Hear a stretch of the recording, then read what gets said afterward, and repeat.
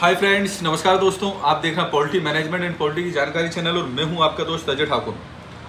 साथियों, आज मेरे साथ में पहले तो मैं बता दूं, आज हमारा सब्जेक्ट रहेगा कि पोल्ट्री करना सीखे तुरंत, ठीक है। और किन से सीखे, कैसे सीखे, इस पे बात करने वाले हैं और पूरा आपको डेमो में पेपर पे बताने वाला हूं, इसलिए वीडियो पूरा देखिएगा, अंत तक देखिएगा। मेरे साथ में मुंबई महाराष्ट्र से सर आए हुए हैं। सर का भी फार्मिंग है 4000 का। इसके बाद में छत्तीसगढ़ से सर आए हुए हैं, इनका 16,000 का ईसी सेट बन रहा है और इसी मंथ कंप्लीट हो जाएगा। तो सर से हम लोगों को डिस्कशन चल रहा था, काफ़ी देर से हमारी चर्चा चल रही है, बात चल रही है।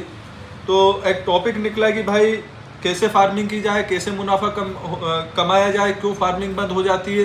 तो बात करते करते हमारा टॉपिक निकला, तो मैंने बोला ठीक है भाई, सब कुछ समझाने के बाद कि भाई जो लोग सक्सेस हैं, जो बड़ी बड़ी कंपनियां है बहुत सारी, जो लाखों करोड़ों मुर्गा पालती है, उन्हीं से हम सीखें कि वो कैसे काम करते हैं। तो मैं वो बताने वाला हूँ आपको पूरा विस्तार से ऑन पेपर। तो वीडियो पूरा देखिएगा। सर नमस्कार, स्वागत है आपका हमारे चैनल में। क्या नाम है सर आपका? प्रसाद सोनोने फ्रॉम महाराष्ट्र। कहाँ से पूरा एड्रेस बताइए। सातारा डिस्ट्रिक्ट से हूँ मैं। अच्छा, हाँ। कैसा लगा यहाँ?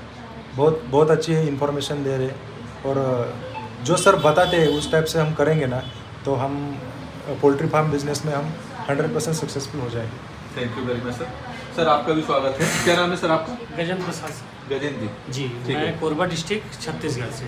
कितने का सेट बना रहे हैं इसी से? 14,000 का इस मंथ के लास्ट तक कंप्लीट हो जाएगा। चलिए, बहुत बड़ी बात है।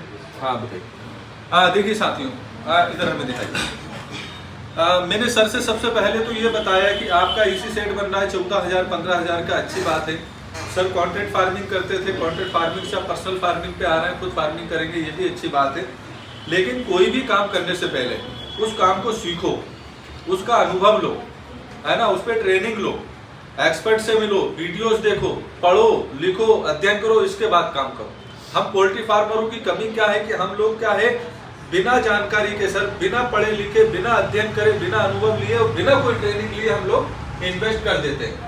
उसका कारण क्या होता है कि सब लोग हमसे कमा के निकल जाते हैं और हम खुद बर्बाद होकर फार्म बंद कर देते हैं। तो कोई भी काम करो, उसका अनुभव होना चाहिए कि नहीं होना चाहिए, मैं आपसे पूछता हूँ। अगर आपको लगता है होना चाहिए तो पोल्ट्री में अनुभव क्यों नहीं होना चाहिए? जब पोल्ट्री इतना बड़ा रिस्क का बिजनेस है तो पोल्ट्री में भी अनुभव होना चाहिए। चलिए ठीक है, अजय ठाकुर तो बोलता रहता है, कोई बात नहीं। लेकिन जो बड़ी बड़ी कंपनियां हैं, जो लाखों करोड़ों मुर्गे पाल रही है, उनसे ही अनुभव ले लो, वो कैसे काम करते हैं मैं बताता हूँ। आइए मेरे साथ में, मिसाल इधर लेकर आइए मोबाइल। जैसे आप कॉन्ट्रैक्ट फार्मिंग कर रहे थे किसी भी कंपनी से, ठीक है। अब मैं आपको उदाहरण दे रहा हूँ।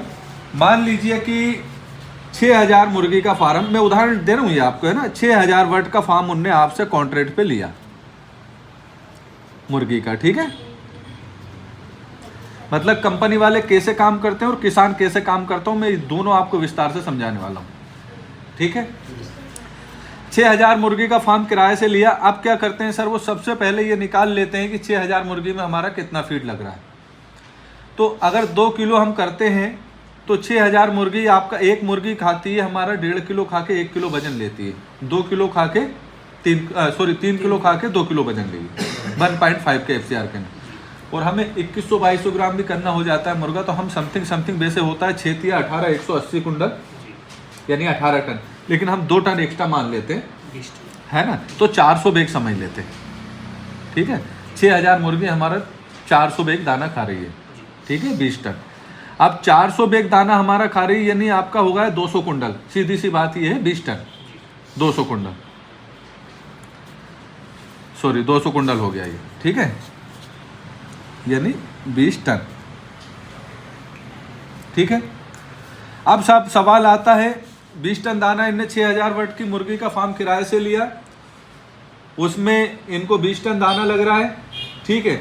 अब आपको और हमें, हम फीड बनाते हैं नॉर्मली कभी भी, तो हमें बचता है घर फीड बनाने पे 250-300 रुपये बैग, यानी 400-500 रुपये कुंटल, ठीक है, कम से कम। तो कंपनियों को बचता है सीधा 10 रुपये किलो, यानी 500 रुपये बैग, क्योंकि भाई इतना तो डीलर का कमीशन हो जाता है, ट्रांसपोर्टिंग होता है, GST हो जाता है, और उनका माल थोक में रहता है, तो उनको 10 रुपये किलो बचता ही बचता है, यानी 1,000 रुपये कुंडल, यानी 1 टन दाने पे 10,000 रुपये। तो अब 6,000 मुर्गी में इनका दिखाइएगा विशाल जी, 6000 मुर्गी में इनका 20 टन दाना लगा, ठीक है, हिंदी में बता रहा हूँ।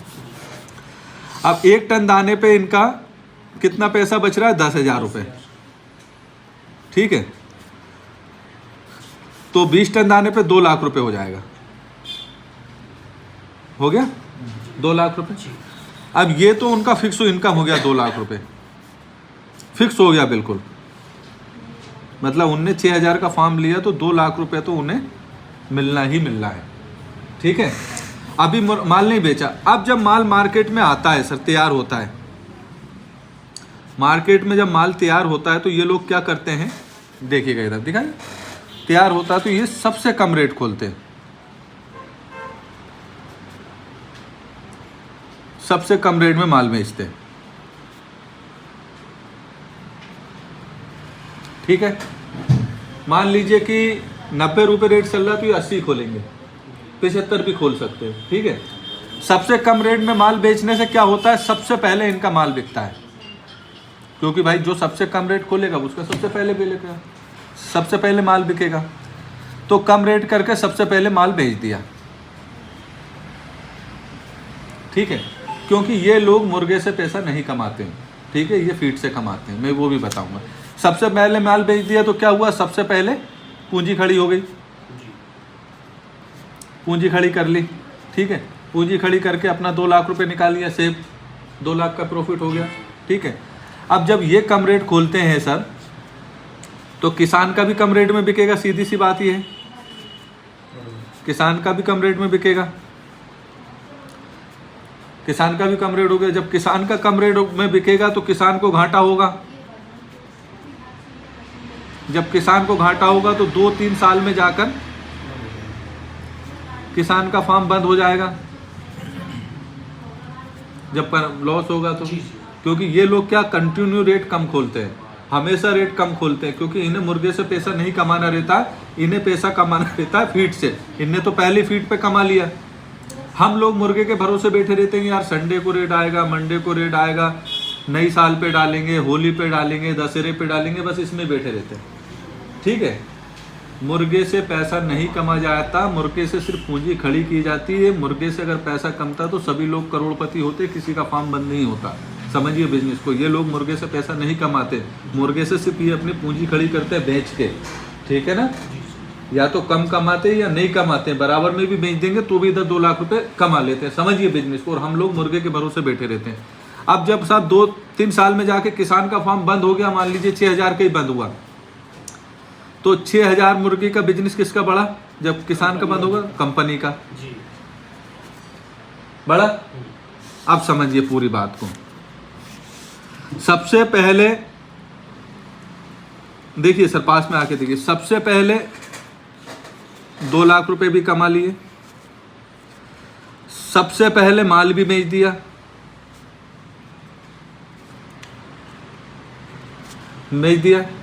ठीक है। इसके बाद में अपने जो कंपटीशन वाला था, कॉम्पिटिटर था, किसान या जो भी, उसको भी बाहर कर दिया बिजनेस से, घाटा कर दिया, उसको बंद करवा दिया, और वापस घूम के अपना बिजनेस भी बढ़ा लिया। भाई 6,000 का किसान का बंद हुआ तो बिजनेस किसका बढ़ा? कंपनी का बिजनेस भी बढ़ा लिया, ठीक है, समझिए। अब इसे पूरे फेयर में ये समझिए कि इनने पैसा कहाँ कमाया, इनने पैसा कमाया सिर्फ फीड पे। मुर्गा तो इनने अगर बराबर में बेच देंगे, ठीक है, थोड़ा बहुत कमा लेंगे या नहीं कमाएंगे, मुर्गा बेच के सिर्फ पूंजी खड़ी करते। और हम लोग क्या करते, किसान ने फीड बनाया ही नहीं, ठीक है। तो जहाँ जो इनका माल मान लीजिए कि 70 रुपये किलो में तैयार हो रहा, आपका 90 रुपये किलो में तैयार होगा। दूसरी बात यह है कि हम फीड के भरोसे, मुर्गे के भरोसे बैठे, हम यही सोचते रहते हैं संडे को रेट आएगा, मंडे को रेट आएगा, ठीक है। ऐसा नहीं होता है। अगर आपको गारंटेड बिजनेस करना है, गारंटेड पैसा कमाना है, तो आप अपनी फीड की कॉस्टिंग निकालिए। अगर 5 रुपये किलो भी आप बचाते हैं, ठीक है, तो भी आपको 6,000 मुर्गे पे 2 नहीं तो 1 लाख रुपए तो आपको बचेंगे ही बचेंगे। आप किसी रेट में माल खरीदो, किसी रेट में बेचो, ठीक है।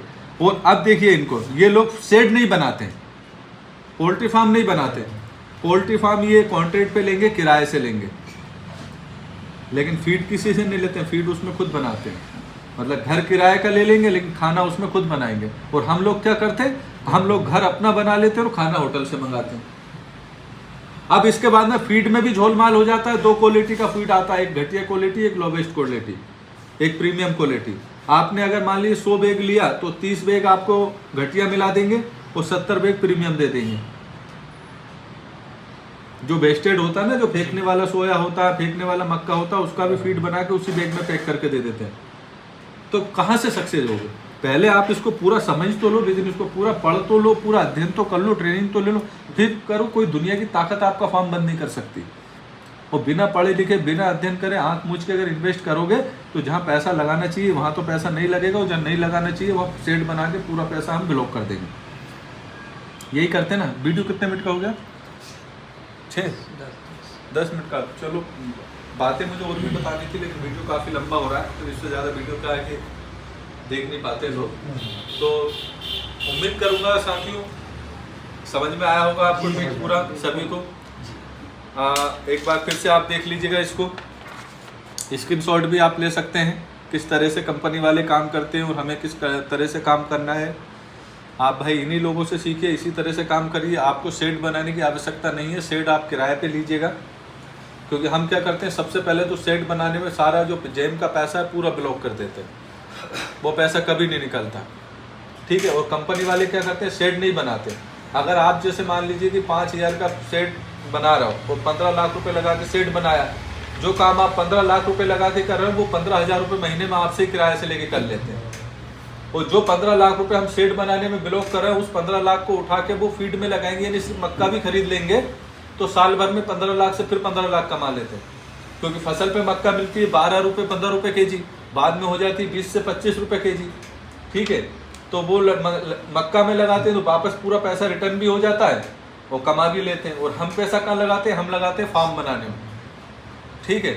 फार्म बनाने में पूरा पैसा एंड कर देते हैं, फिर डीलरों से लेते रहते हैं। और जहाँ हमें मक्का पे फीड पे लगाना था वहाँ हम रेडीमेड फीड खरीदते हैं। तो दोस्तों ये था हमारा छोटा सा ट्रिक कि किस प्रकार से हम पोल्ट्री फार्मिंग सीखें। अगर वीडियो पसंद आए तो चैनल को सब्सक्राइब कीजिएगा, वीडियो को लाइक कीजिएगा, और अधिक जानकारी के लिए इंस्टाग्राम पे भी हमें फॉलो कीजिएगा। लिंक देंगे हम इंस्टाग्राम फेसबुक दोनों का। और साथ में किस तरह के वीडियो आप चाहते हैं, आपके कोई सवाल या सुझाव है तो हमें कमेंट करके बताइएगा। नमस्कार, जय हिंद, जय भारत।